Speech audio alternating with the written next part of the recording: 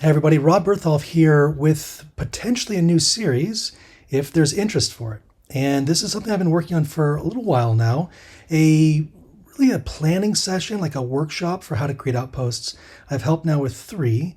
And what I've come up with is a series of different modules, really a mindset for founders, the way to develop clarity through plans, how to gain adoption through consensus, how to identify leadership, utilize expertise, intentional culture, and then community with reach. And this is just the first 7 that I've planned out. I think there's going to be probably about 10 different modules in this series. And really what I go through is things where I break down what is ultimately an outpost and how does an outpost relate into present truth. Now this looks confusing, but it makes more sense when we actually get into the lessons.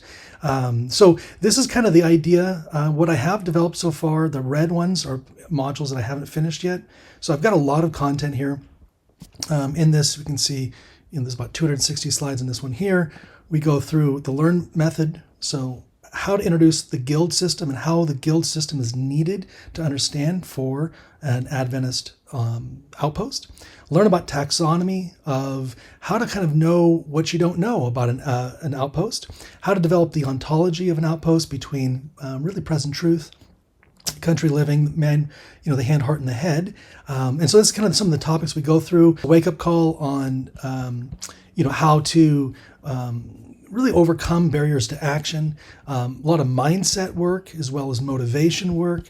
And then ultimately, all this is just really gearing us into what is an outpost and what are the formulas for an outpost. How do we actually create an outpost? And so that's kind of the first module. We move in the second module where I should define an outpost. And this is this idea of far enough to shield, close enough to attack, really going through the ideas of where should it be located, explaining a little bit about more also during this process about my outpost. I'm currently in Romania. And so talking through what does that ultimately look like. And what's neat about each of these is that each one of these has at the end of it a series of discussion questions, a series of exercises that you can do to help you prepare mentally and then tactically. This also could be done in a way that it is a session. So each of these could be held in your own private home. I believe there will be roughly 50 of these. So if it was held once every week, it would take you through the entire year to do, or these could be done in daily as part of a boot camp that I'm actually thinking about putting together. And so if you're interested in learning more about the Advent Unconference coming up, anyways, this idea of this is it really goes through what is the mission and spirit of prophecy and Bible quotes to help us really gain clarity on what's the purpose of an outpost, what are we doing, and then ultimately, who should we be targeting, clarity on the purpose, etc. Then in the next module really gets into this idea of how do we gain consensus, understanding things like the adoption bell curve.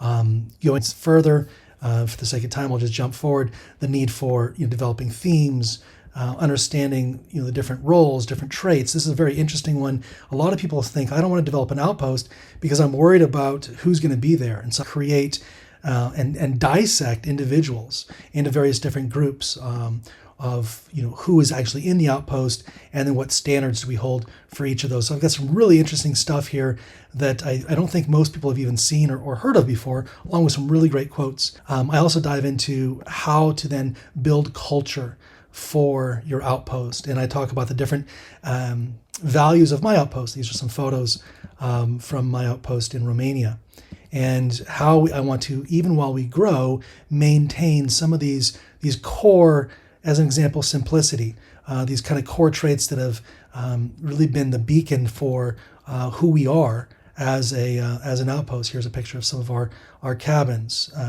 And so this kind of idea of developing culture, moving them further, and all, you can kind of see all these ones, move further into how do we actually build into a community?